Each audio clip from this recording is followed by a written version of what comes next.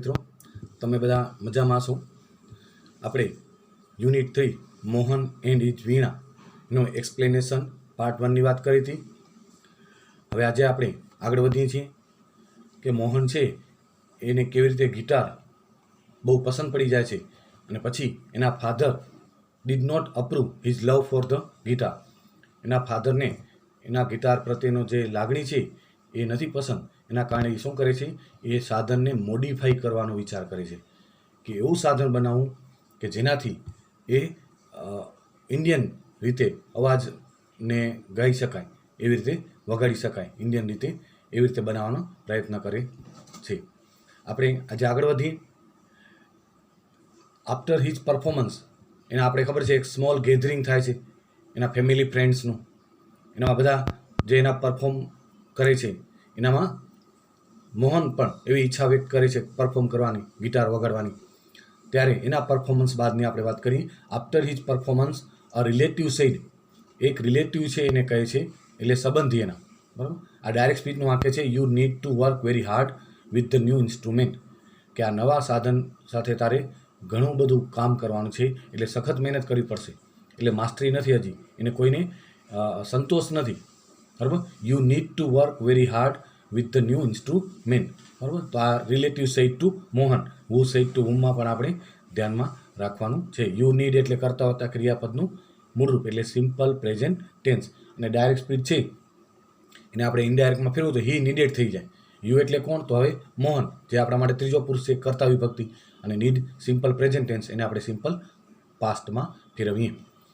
He needed to work very hard with the new instrument, એવી થઈ જશે.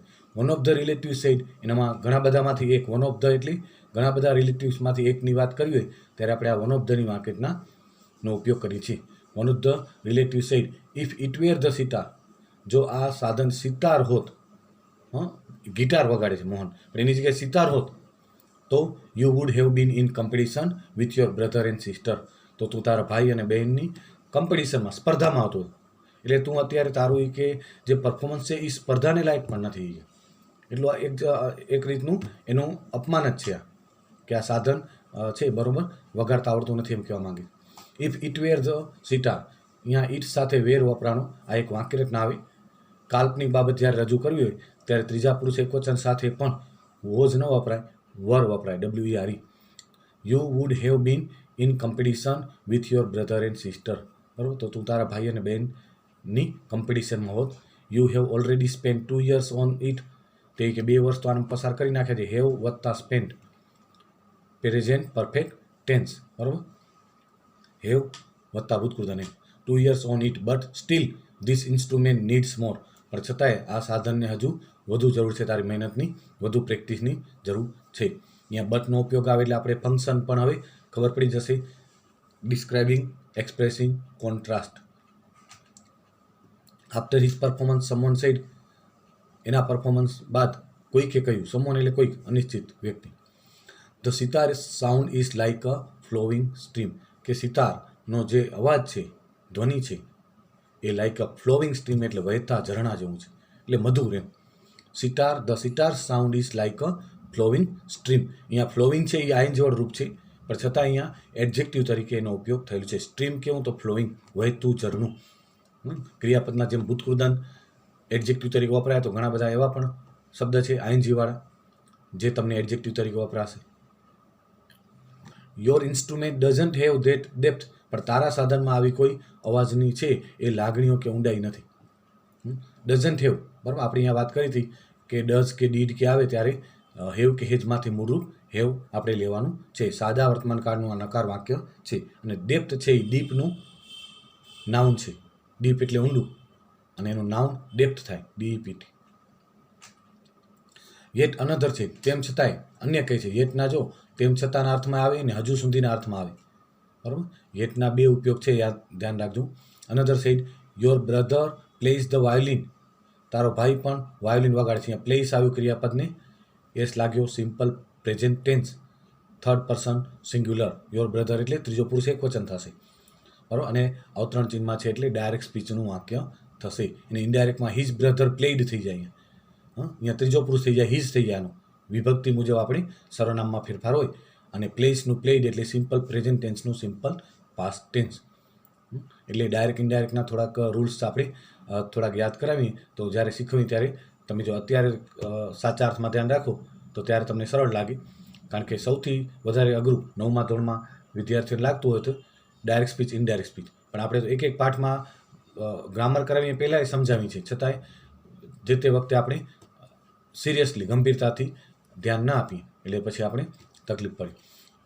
His સૂર એન્ડ તાલ આર સો બ્યુટિફુલ. એના સૂર અને તાલ છે ખૂબ જ સુંદર છે. Beautiful adjective. What are you doing with this instrument. તું આ કે આ સાધનથી શું કરે છે એ કે, એટલે આ ગિટારમાં તું શું કરે છે એમ. તો વોટ આર યુ ડુઈંગ એક તો WH ક્વેશ્ચન અને પ્રેઝન્ટ કન્ટિન્યુઅસ ટેન્સ. તું આ સાધનનું શું કરે છે એમ. Mohan was depressed. આ બધાની કોમેન્ટ ટીકાઓ સાંભળી અને મોહન છે એ નિરાશ થઈ જાય, ડિપ્રેસમાં આવી જાય છે. And cried for the whole night. અને આખી રાત રડે છે, એટલો ડિપ્રેસ થઈ જાય છે, આખી રાત રડે છે. He had already given 2 years of his life. એને એના 2 વર્ષ તો જીવનના આની પાછળ જેને કે ગાળ્યા હતા, એટલે પસાર કર્યા હતા શીખવામાં, માસ્ટરી મેળવવામાં. Life to this instrument. અહીંયા હેડ ગિવન આવ્યું એટલે હેડ વત્તા ભૂતકૃદન, હેડ વત્તા પાસ્ટ પાર્ટિસિપલ એટલે આવશે પાસ્ટ પરફેક્ટ ટેન્સ. બરાબર. He had already given 2 years of his life to this instrument. 2 વર્ષ તો એને પસાર કર્યા જ હતા આ સાધન પાછળ. But from the heart I am made for the guitar. હવે એના મનમાંથી એવું થાય છે, from the heart I am made for the guitar. હું ગિટાર માટે જ બન્યો છું. એ કે therefore there is no instrument for me but the guitar. કે મારા માટે બીજું કોઈ સાધન નહીં ગિટાર સિવાય. He thought. એને વિચાર્યું કે ગિટાર ભલે ને કેટલી બધી ટીકા કરી. જો જીવનમાં ઘણીવાર આપણે જ્યારે આગળ વધીએ ત્યારે ઘણી વખત ઘણો સંઘર્ષ કરવો પડે. એની પાછળ કારણ અન્ય લોકો પણ હોય. એ આપણે આગળ વધવા ન દે, ટીકાઓ કરે, નિરાશ કરે, આપણે ડિપ્રેસ થઈ જાય. ને જો આપણે એ આપણું છોડી દઈએ તો આપણે જીવનમાં આગળ વધીએ નહીં. તો આવી પરિસ્થિતિમાં પણ આપણે હિંમત રાખીને આગળ વધવાનું છે. એ આ પાઠમાંથી આપણે શીખવા મળે છે. બટ ફ્રોમ ધ હાર્ટ, હૃદયથી કે I am made for guitar. Guitar માટે જ હું બન્યો છું. There is no instrument for me. મારા માટે બીજો કોઈ સાધન નહીં બટ ધ ગિટાર સિવાય કોઈ જ સાધન નહીં. He thought this instrument will become my face to the world. અને એને એવો વિશ્વાસ છે, this instrument will become my face to the world, કે આ સાધન મને દુનિયામાં નામના અપાવશે, ખ્યાતિ અપાવશે. I am sure I am going to make it big. અને મને ખાતરી છે કે I am going to make it big, very big. એટલે એ જીવનમાં એને મોટી સફળતા અપાવશે એવો એને વિશ્વાસ છે. હી વોઝ ડિટરમાઇન્ડ એટલે મક્કમ નિર્ણય કરેલ. ઘણા બધા કોઈ ટીકાઓથી નિરાશ થઈ જાય, છોડી દે, પણ અહીંયા મોહન છે એ વધુ હવે પ્રયત્ન કરવા માટે તૈયાર થાય છે. This experience took place when Mohan was only 16 years of age. આ ઘટના ક્યારે બની કે when Mohan was only 16 years of age. માત્ર મોહન 16 વર્ષની ઉંમરનો હતો ત્યારે આ ઘટના બની. ટુક પ્લેસ, ટેકન, બરાબર, એટલે simple past tense. When Mohan was only 16 years of age, it was the turning point of his life. અને આ એના જીવનનો બદલાવનો તબક્કો હતો. ઘણી વખત જીવનમાં એવી ઘટના બની કે આપણે જીવનમાં સદંતર બદલાઈ જાય, જીવન બદલાઈ જાય. Turning point of his life. Mohan double his રિયાઝ. હવે મોહન છે ને આટલી બધી ટીકાઓથી ડિપ્રેસ થઈ જાય થોડું, પણ નિરાશ થઈને છોડી નથી દેતો. હવે એનો રિયાઝ ડબલ કરી નાખે, પ્રેક્ટિસ ડબલ કરી નાખે, મહેનત ડબલ કરી નાખે આગળ વધવા માટે. Double his Riyaz and practice for about 10 hours a day. અને એક દિવસમાં 10 કલાક સુધી પ્રેક્ટિસ કરે છે. આ બંને ક્રિયાપદ પાસ્ટ ટેન્સના છે એટલે આપણે ખબર પડી જશે. સિમ્પલ પાસ્ટ ટેન્સના વાક્ય છે. અબાઉટ 10 hours a day, 10 કલાક એક દિવસની હવે પ્રેક્ટિસ કરે છે. He also studied other aspect of the guitar. અને ગિટારના બીજા જે સાધનના પાસાઓ છે એનો પણ અભ્યાસ કરે છે. સ્ટડીડ, વાયનું આઈ કરીને ઈડી લાગ્યું છે એ ખાસ ધ્યાન રાખજો. Studied other aspect of the guitar. He decided to incorporate the speciality. Incorporate એટલે સમાવેશ કરવો. આ એક નવો શબ્દ છે, ખાસ ધ્યાન રાખજો. ઇન્કોર્પોરેટ ધ સ્પેશિયાલિટી, ટેકનિક એટલે તકનિક, and sound of every instrument into the guitar. અને દરેક સાધનનો અવાજ છે એ ગિટારમાંથી નીકળે એવું છે એ નક્કી કરે છે. He wanted to invent something which gave the sound and tune of western guitar. એ એવું કંઈક જેને કહેવાય શોધવા માંગે છે. ઇન્વેન્ટ એટલે શોધ કરવી, નવી શોધ કરવી. વોન્ટેડ અહીંયા ટુ ઇન્વેન્ટ ઇન્ફિનિટિવ છે. Something which gave the sound and tune of the western guitar. જે સાઉન્ડ અને અવાજ જે છે અને લય એ વેસ્ટર્ન ગિટારની મળે. But could be played like an Indian veena. પણ એક ભારતીય વીણાની જેમ વગાડી શકાય. અવાજ ગિટારનો, ટ્યુન ગિટારનો, પણ ભારતની જે વીણા છે એવી રીતે સિમ્પલી વગાડી શકાય. અહીંયા કુડ બી પ્લેડ આવ્યું એટલે ઘણા વિદ્યાર્થીઓને ખબર પડી ગઈ હશે.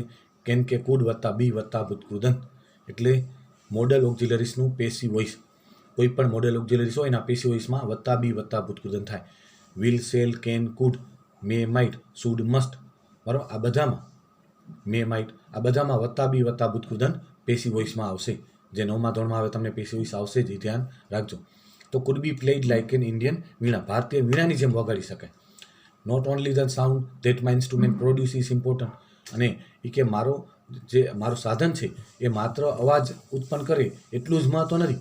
But it must also express my vision. પણ મારો જે દ્રષ્ટિકોણ, હું જે કંઈ દર્શાવવા માગું છું આ સાધનના માધ્યમથી, એ પણ દર્શાવે. બરાબર. ઇટ મસ્ટ આવે એટલે આપણે ખબર પડી જશે એનું function. Necessity, expressing, describing necessity મસ્ટમાં. કેન, કુડમાં એબિલિટી, શુડમાં ઓબ્લિગેશન, એડવાઇસ, બરાબર. મેમાં પોસિબિલિટી. આ બધા ફંક્શનો આપણે હવે આવશે, તમે ખાસ ધ્યાન રાખજો. Not only the sound that my instrument produce is important but it must also express my vision. એટલે મારો દ્રષ્ટિકોણ આ સાધન દ્વારા રજૂ કરવા માંગુ છું. What I want to say through the instrument he said to himself. આ વાક્ય કોણ કહે છે? પોતાની જાતને કહે છે. He said to himself. Who said to હુમાં આપણે ધ્યાનમાં રાખવાનું છે. And finally with untiring efforts. અને આખરે અનટાયરિંગ એટલે અથાગ પ્રયત્નના અંતે એન્ડ અન્ડરસ્ટેન્ડિંગ ઓફ રાગાસ. અને રાગોને સમજીને હી ક્રિએટેડ વન્ડરફુલ મોહન વીણા. અને આખું સાધનમાં મોડિફાઈ કર્યું, ચેન્જ કરીને વીણાની જેમ વગાડી શકાય અવાજ ગિટારનો. અને એવી રીતે એને મોડિફાઈ કરીને એક પોતાના નામ ઉપરથી મોહન વીણા નામનું સાધન છે એનું સર્જન કર્યું. નવી શોધ કરી એમ કહેવાય, નવું સર્જન કર્યું. વીણા, બરાબર. Created the wonderful Mohan veena. Today the world knows Mohan as Pandit Vishwa Mohan Bhatt. આજે મોહનને મોહન તરીકે નહીં, પંડિત વિશ્વ મોહન ભટ્ટ તરીકે ઓળખે છે.